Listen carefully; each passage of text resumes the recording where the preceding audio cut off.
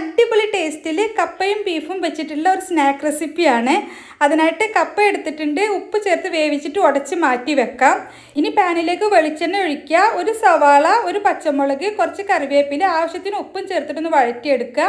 ഇതിലേക്ക് 1/2 ടീസ്പൂൺ ഇഞ്ചി വെളുത്തുള്ളി പേസ്റ്റ് ചേർത്തിട്ടൊന്ന് വഴറ്റിയെടുക്കാം. 1/4 ടീസ്പൂൺ മഞ്ഞൾപ്പൊടി, 1/2 ടീസ്പൂൺ മുളക് പൊടി, 1/4 ടീസ്പൂൺ വീതം മല്ലിപ്പൊടി, ഗരം മസാല, കുരുമുളക് പൊടി ചേർത്തിട്ട് നന്നായിട്ട് വഴറ്റിയതിന് ശേഷം വേവിച്ച് വെച്ചിട്ടുള്ള ബീഫാണ് ചേർത്തിട്ടുള്ളത്. നന്നായിട്ട് മിക്സാക്കി എടുക്കുക. ഇതിലേക്ക് മല്ലിയിലയും കുരുമുളക് പൊടിയും ചേർത്തിട്ട് ഒന്ന് മിക്സാക്കി എടുക്കാം. ഇനി ഒരു 5-6 ചെറിയുള്ളി, 2 വെളുത്തുള്ളി, 2 പച്ചമുളക് നന്നായിട്ട് ചതച്ചെടുക്കുക. കപ്പയുടെ കൂടെ ചേർത്തിട്ട് നന്നായിട്ട് കുഴച്ചെടുക്കണം.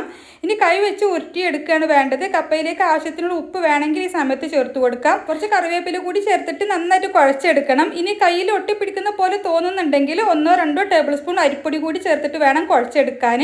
ഇനി കയ്യിൽ കുറച്ച് ഓയിലാക്കുക. കയ്യിൽ തന്നെ വെച്ചിട്ട് ഇതുപോലെ ഒന്ന് പരത്തിയെടുത്തതിന് ശേഷം അതിൻ്റെ സെൻറ്ററിലേക്ക് നമ്മൾ ഉണ്ടാക്കി വെച്ചിട്ടുള്ള ബീഫിൻ്റെ മസാല ചേർത്ത് കൊടുക്കാം. കുറച്ച് സ്പൈസി ആയിട്ടുള്ള ബീഫിൻ്റെ മസാല ആണെങ്കിലാണ് നല്ല ടേസ്റ്റ് ഉണ്ടാവുക. ഇതുപോലെ ഒരു ഉന്നക്കായുടെ ഷേപ്പിലാണ് ആക്കിയെടുക്കുന്നത്. കൈ വെച്ച് നന്നായിട്ട് ഷേപ്പാക്കി എടുക്കുക. എല്ലാ സ്നാക്സും ഷേപ്പാക്കി എടുത്തതിന് ശേഷം മുട്ടയിലും ബ്രെഡ് ക്രംസിലും ഒന്ന് കോട്ട് ചെയ്തെടുക്കണം. അതിനായിട്ട് മുട്ടയിൽ കുറച്ച് ഉപ്പ് ചേർത്തൊന്ന് ബീറ്റ് ചെയ്തെടുത്തിട്ടുണ്ട്. മുട്ടയിലൊന്ന് ഡിപ്പ് ചെയ്തെടുക്കുക, പിന്നെ ബ്രെഡ് ക്രംസിൽ കോട്ട് ചെയ്തെടുക്കുക. എന്നിട്ട് ചൂടായിട്ടുള്ള എണ്ണയിൽ ഇട്ടിട്ട് ഫ്രൈ ചെയ്തെടുക്കുക. എല്ലാ ഭാഗവും ഒരുപോലെ മൊരിയിച്ചെടുത്താൽ നമുക്കിത് എണ്ണയിൽ നിന്നും കോരിയെടുക്കാം. കപ്പയും ബീഫും വെച്ചിട്ട് പല റെസിപ്പീസ് ചെയ്തിട്ടുണ്ടെങ്കിലും ഇതുവരെ ഇതുപോലെ ട്രൈ ചെയ്ത് നോക്കിയിട്ടില്ലെങ്കിൽ തീർച്ചയായിട്ടും ഒരിക്കലെങ്കിലും ട്രൈ ചെയ്ത് നോക്കുക. അടിപൊളി ടേസ്റ്റാണ്.